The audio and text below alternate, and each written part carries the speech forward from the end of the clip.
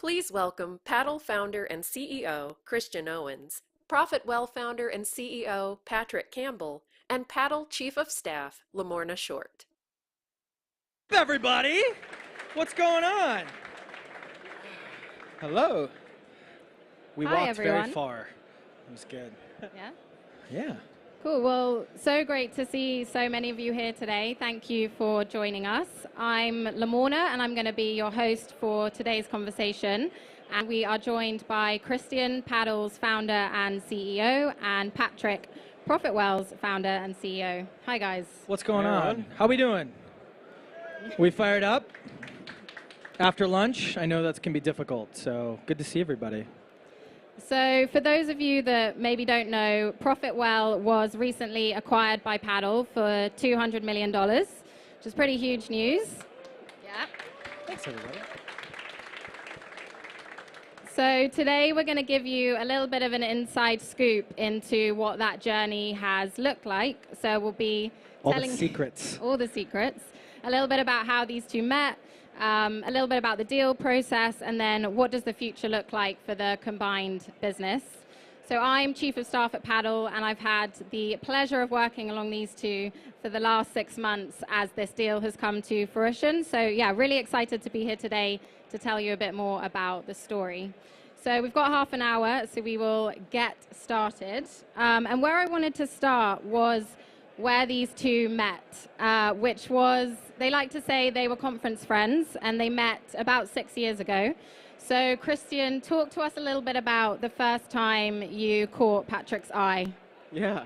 I think the first time that we actually met was you came to our office and you recorded a podcast with me that was so bad you didn't release it. Yeah, we haven't released it yet. I think we will release it now, but only as a gaffe. That's what we'll probably do. But no, we've known each other now for kind of 5 or 6 years. Kind of, yes, very much conference friends. We meet at places like this, and I think probably that's how our relationship initially developed, was meeting at SaaStr and sort of other conferences over the years. And I think kind of really aligning on sort of just the SaaS ecosystem in general and the way that we think that kind of businesses should be built. Yeah, I think one of the things, so it's kind of a funny anecdote, funny also because it's true, is after that interview that we did, I actually called our chief product officer, Facundo, and actually said, like, I just met this guy, Christian, at Paddle. I didn't really know what Paddle was before then. Christian thinks very much the way that we think at ProfitWell. And what I meant by that was very much like this whole concept of like do it for you in terms of products and things like that was very much like, oh, the product, like instead of giving a user the ability to do it, we can totally do that, but also we should just layer on top some tooling or something that actually can be done. And that's kind of similar to how Retain works. If you're not familiar with ProfitWell Retain, it like lowers churn automatically. Paddle with sales tax and these types of things. And it kind of just like, that's a good, important lesson, I would argue, is like when you're going through M&A, when you're going through these types of things, like not only like value fit is super important if the combined entities, everyone's kind of coming on board, but I think like joint future vision is super, super important. And that kind of germinated, 6 years ago, and then we had started having conversations, not to get too far ahead here, the past like year that kind of led to obviously what happened that last month, basically. Yeah, and I know, Christian, you've said before that you had the vision that you and Patrick could come together sort of 3 or 4 years ago, and we're excited about how the two businesses, what you could do together. And I know, Patrick, as a bootstrap company, you've for a long time not wanted to raise money, not wanted to sell. What was different this time, and why did you actually want to sell now? Yeah, so we definitely did not want to sell, even now. And so it was an interesting... so for those of you who don't know, ProfitWell, we're up until the sale, we were 100% bootstrapped, all customer funded. I always joke, like we didn't raise money, but I gained 100 pounds. So that was like the payment for the company. It's okay to laugh at that. It's okay to laugh at me being unhealthy. But long story short, we knew we had gotten past 8 figures in revenue, about 90 people. And we kind of knew that now we were being irresponsible by not raising cash or getting more funding to kind of fuel the business, mainly because we wanted to be a large company. We wanted to kind of push things forward. We weren't looking to do like, pure like profit sharing or anything like that, like other bootstrappers. And so what ended up happening is we were about to go raise our first round, basically. And so we kind of were loosely getting set up, and I started talking to a couple of folks for advice, and then some of that advice turned into, well, what if we just like combined forces, right? Like, what if we bought you? And I don't know how many founders in the room, but you kind of go through this like ego check of, well, no one can have my baby. Like, no one can raise my baby like I can. Like, that doesn't make any sense, right? But then my co-founders, Facundo and Peter, we started talking through things, and we're like, well, if all these things are true, if the values are combined, are close enough to combine, if the vision is close enough combined, if the number is right, if all of these other things, well then logically, of course, this is an option to get more resources and to kind of push forward with the plan that we were already kind of going on. And so that was kind of the thing that broke through that ego veneer, and that took like a week or two. And then all of a sudden we started talking more. Christian came to Boston to spend a couple days with us, and then all of a sudden, like, we looked up a week after that, and we're like, oh shit, we're in a process. We're in a process, and we had to kind of, put together, basically a process. And we went from never having raised money ever, like someone had, I don't want to say this is kind of embarrassing, but like someone had to explain a safe to me like 2 weeks ago. I was like, I don't even understand what these things are, because we just never had to focus on it. Basically to doing a raise and an M&A process all at the same time. So we kind of went from nothing to doing hard mode, as we kind of say. And you were there in the end, which was great. So I was. There you go. So I guess you touched a bit on, Patrick, about the combined vision, and the two products kind of came together incredibly well. So maybe, Christian, do you want to talk a little bit about how that proposition and the product proposition, why it made so much sense to you, and what that... Yeah, I think the thing that we really aligned on, and I think this was probably the critical thing in the whole deal, and Patrick kind of touched on it briefly a minute ago, was kind of both businesses were very much kind of outcome focused as opposed to sort of input focused. So we were always, both businesses independent of each other, were focused on kind of making an outcome true. Sort of for us, it's sort of making a kind of a subscription work. And for ProfitWell, it was often things like kind of retaining a subscriber and things like that. So for us, this idea that we could kind of control an outcome together and kind of drive more of that was really the kind of strategic rationale behind the deal. But for us, sort of as we started to think about what we were building together, it became obvious that there was this timeline, which I think you can see, of things where Paddle had very much historically focused on how do you operate the business, how do you deal with payments and taxes and fraud and like all of this kind of boring operational behind the scenes stuff, but still very much focused on an outcome. Whereas ProfitWell are very much focused on, okay, what's all the stuff that happens after that? How do you kind of run the business once you have a customer and things like that? So sort of for us, and I think for you as well, and it was sort of, you told me this a couple of weeks ago, and it was kind of after that conversation that you had with Facundo, it was, if we ever want to get into billing, we kind of need to do it now. This was 6 years ago when Christian and I first met. But it was the same actually for us when we were thinking about all of the things that we want to do in the future.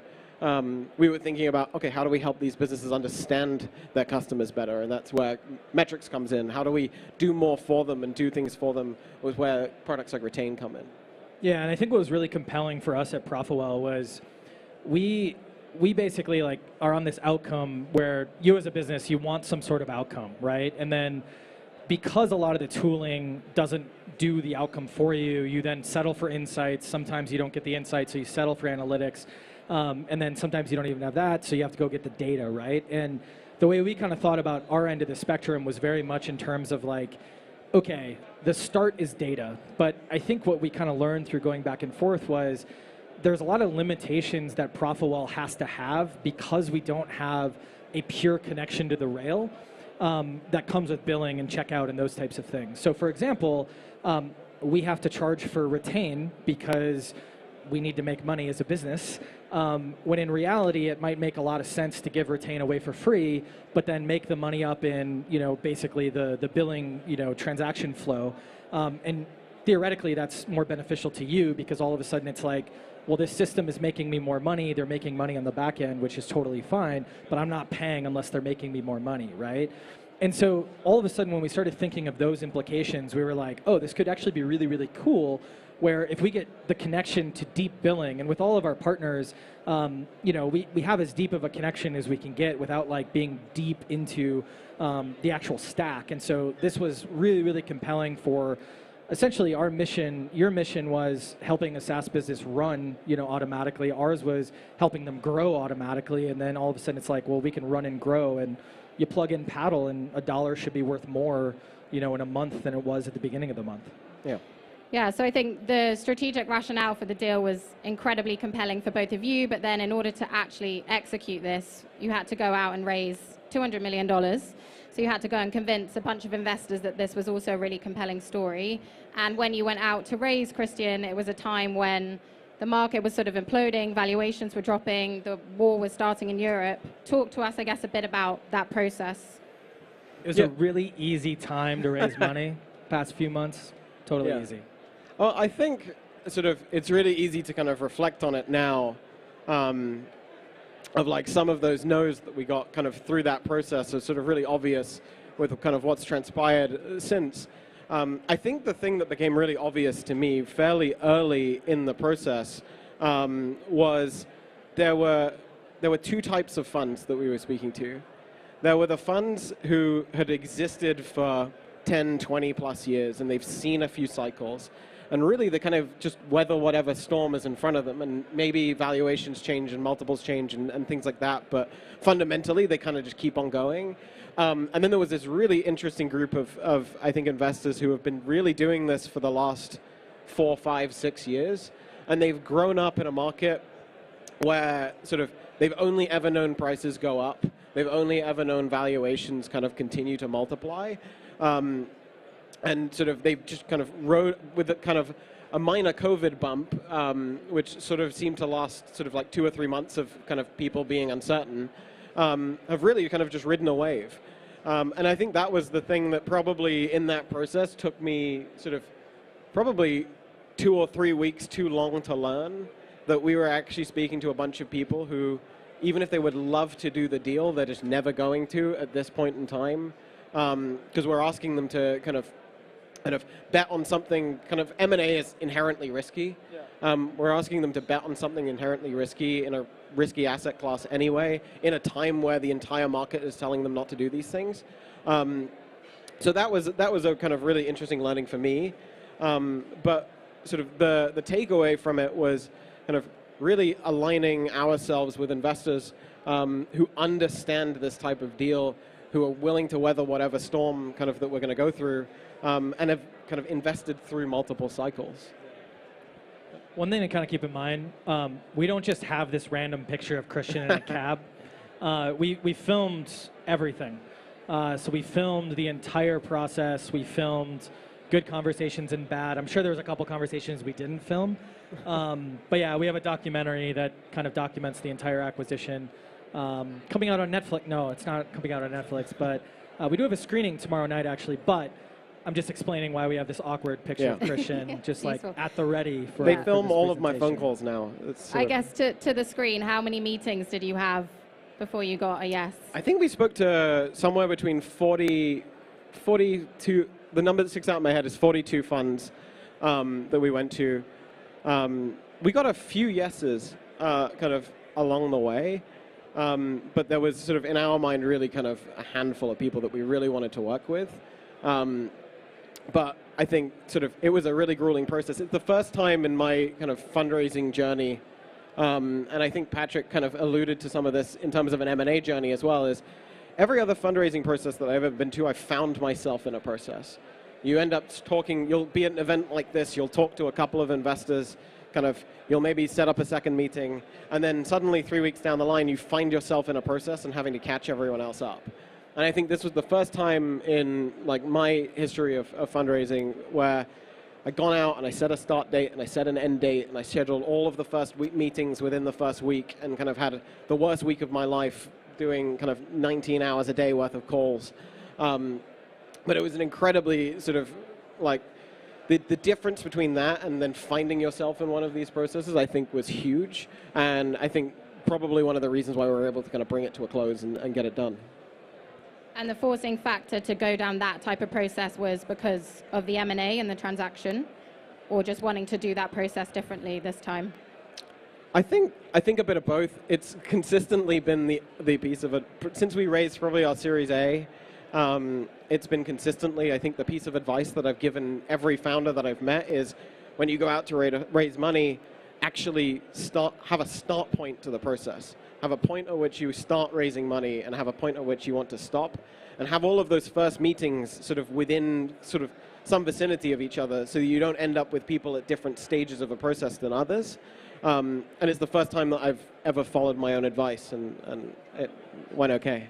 Well, yeah, and I remember when you first told the board and your existing investors that this was something you were going to do, and they said, there's a 50-50 chance that this is going to come off, and actually you executed this against a really aggressive timeline, and it was an incredibly complex transaction and deal. So I guess, Patrick, what do you think, or how do you think your relationship together helped hinder or improve that process and help get it over the line so quickly? Hinder the process. Yeah, so we met on Tinder as well. No, I think, it's really kind of interesting. I think that we kind of set some ground rules in the beginning where, because here's the issue. You're like going forward, and then all of a sudden 86 lawyers get involved. That was the actual number of lawyers on this transaction. And the 86 lawyers can kind of like guide you into directions and rabbit holes that maybe you should go, but probably deeper than like you should. And then everything, it's kind of like hosting an event where, yeah, you like kind of know the steps that are going to happen, but then the weeks before the actual deadline, all of a sudden, like all this stuff gets squeezed in. And so the one smart thing I think we did in the beginning of this was there was only one. There was only thing. one. Yeah. We had a conversation about like having like a red phone, basically, where it was like, all right, if the lawyers get too much, like, let's just hop on a call and figure it out. And what we kind of found in the end was something that we should have done the entire time, which was like, let the lawyers do their thing, but as soon as there's like 2 cycles on a decision, because there's hundreds of decisions, most of them very small, being made, we should just get on the phone with the lawyers, which they hate, but we should still do it because we were both in a situation where we both wanted to get this done. It wasn't like a PE type thing, not to say PE things are always bad, but like it wasn't like oh my gosh, are they going to do it, are they not? Like we were both trying to work towards an end here. And so all of a sudden we would be on the phone, the lawyers would probably talk to a point where it would be more expensive like to just have made one end of a decision than to actually pay the lawyers on it. Because we would talk for like 20 minutes about something that was only like $10,000, and then we would be texting each other and be like, okay, do you want to just split the baby like half and half? And then we'd be like, Christian and I have been texting lawyers, we're just gonna split this in half. And the lawyers would go, okay, fine. So that was one good thing. I think the other thing, and I think this is what this screen grab is alluding to, before we signed the LOI, we had other dates. We did have other proposals. I'll just say that. But we didn't. We were very committed. I know. It's okay. I was the one dating around, I guess. So, but I was very transparent with Christian. I think it's just how like we ran things or run things at ProfitWell, and it was very much like in this voice memo, I was basically saying like, listen, we have larger offers, and this is the number that like gets it done. If you can get it done, we will stop dating, which is now just a terrible metaphor, I feel, like given what I'm saying. And like, let's get this done. And this was like right between basically Christmas and New Year's, I think. Like this was like the Monday after Christmas. I mean, there was a date on the... Oh yeah, there we go. Maybe it's a little bit before Christmas. Yeah. And so I think that helped a lot, was just really open communication. And I think if it was more of a like, we're selling to someone, we're not going to continue going, we're going to like, hand over the keys and leave, I think we probably would have handled it maybe a little bit differently. But I think in this case, this was the best thing is to have the red phone and have a good relationship to like go back and forth. Yeah, and I think the interesting thing about this is it's sort of contrary to every piece of advice that I got through this process. Every piece of advice was like, hire an advisor, don't talk to each other, kind of like extract sort of as much value as you possibly can. And I think that we did decide to go our own way and sort of just talk with each other about this. And I think that too many times, from all of the people that I've spoke to, have gone through what should have been a friendly M&A process. It's been these two things kind of coming together create something that's greater than the sum of its parts. But you get so much advice by people who only do these sort of like PE-style transactions where they're very financially motivated as opposed to strategically motivated. And for us, it was very strategically motivated. So sort of us arguing over a $3,000 decision, like, probably didn't necessarily make sense in the grand scheme of the thing that we were trying to do.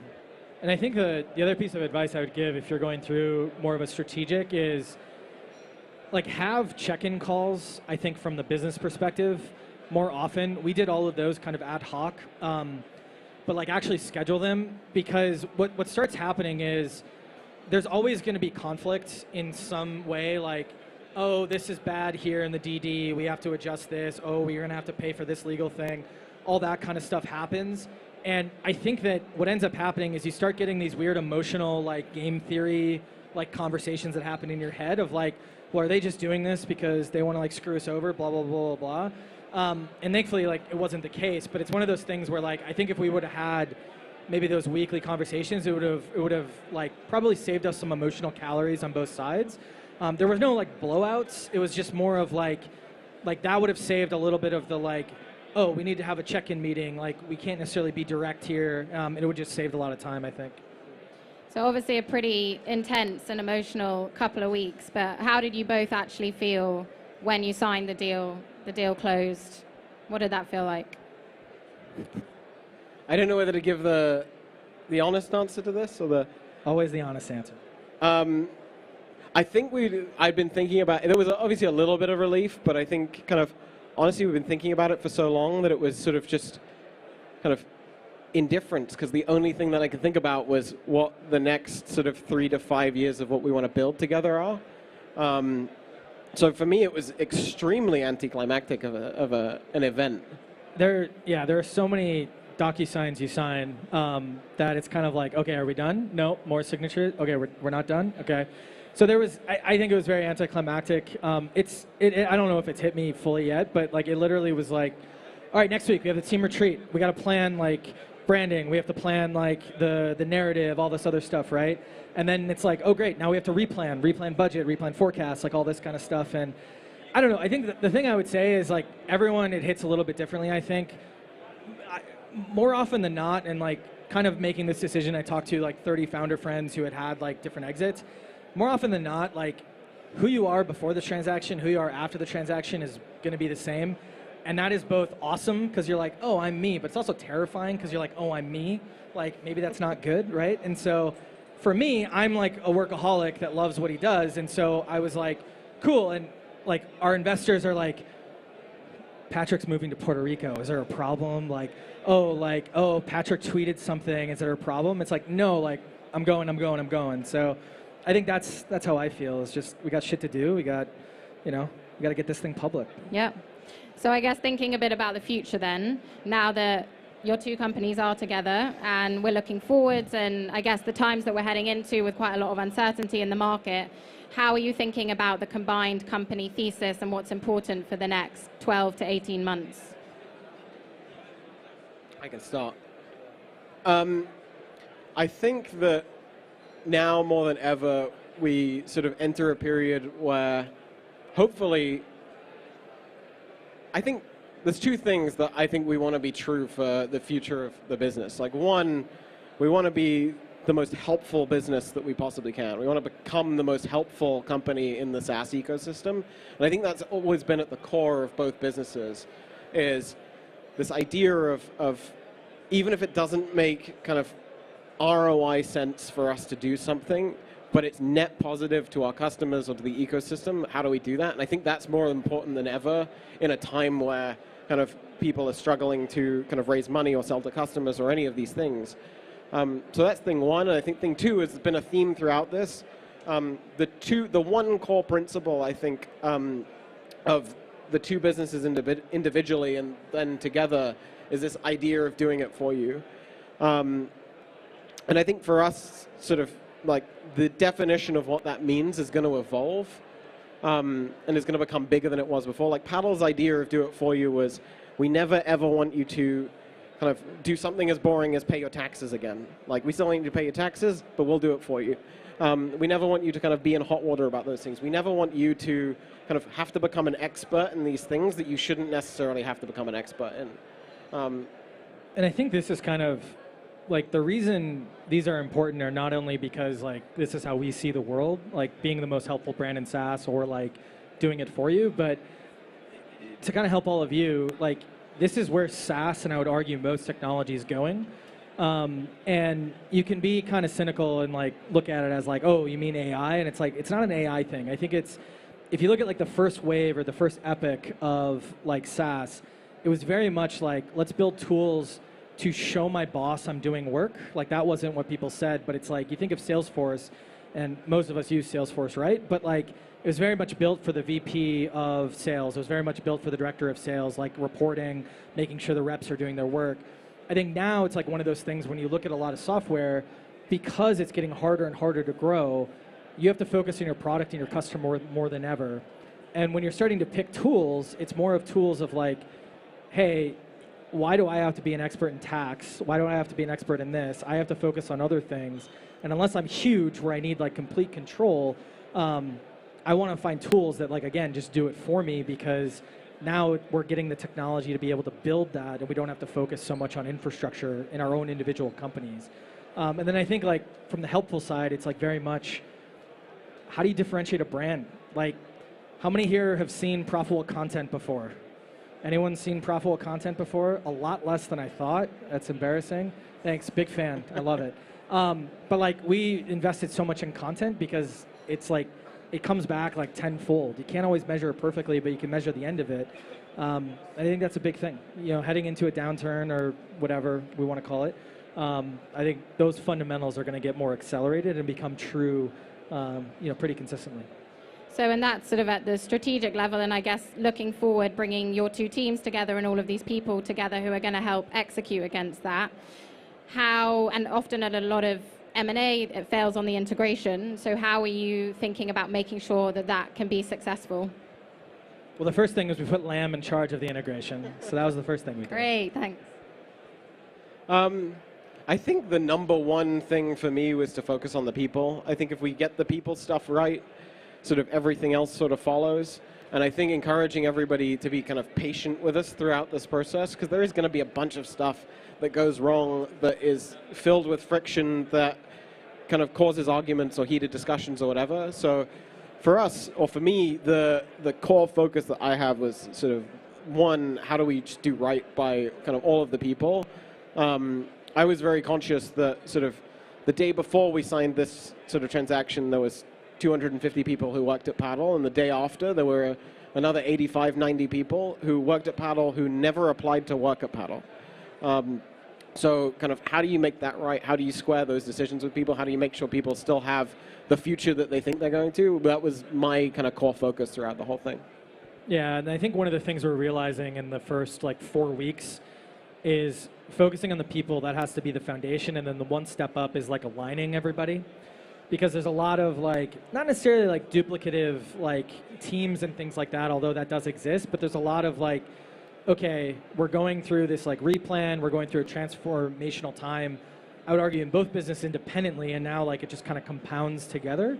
And so it's like, how do we make sure like we have some sort of like alignment of like what's important, what isn't important, what do we need to focus on, what does performance look like? That's something that I didn't realize was going to be like so like, I don't want to say complicated, but just like something that we're going to need to repeat over and over again. And the point I'm trying to make is like integration, if you ever go through this and it's not like, here are the keys, see ya, it's not like, great, we did the paperwork, therefore this just works. It's very much something like we're giving ourselves like 7 months basically towards the end of the year to kind of like get it into a good place and kind of get into 2023. Hopefully we beat that deadline, but like that's the graceful deadline, if that makes sense. Yeah, I think the easiest way to think about it, and the thing that I didn't necessarily fully appreciate, is sort of yesterday we had each company had one way of doing things, And today, the combined company has 2 ways of doing everything. And actually, and neither one of them are correct. And it's somewhere in the middle of those 2 things where it sort of... Some are more correct than others. Yeah, but sure. No, I'm just kidding. But some happy medium between these 2 things. And we have 450 of those things now to go and figure out over the next sort of 6 months. So and many. I think we were always saying it the whole way. We were like, this is a sprint to the starting line. But it actually like really very much was a sprint to the starting line. Yeah. Yeah. Well, we're just about out of time, but if you've enjoyed this conversation and you want to learn more about this process and the acquisition, we've got an exclusive screening of our new documentary tomorrow evening. So if you head over to the Paddle booth, which is 113, then you can sign up, and we would love to see you there. There will also be drinks. So yes. if you're not really interested And in the food. documentary, there'll be drinks. Oh, food as well. Drinks, Wow. food, All the exclusive premieres. Christian and I, you Yeah. know, that's the big draw. So So yeah, thank you everyone for Thank coming you. along. Thanks, everybody.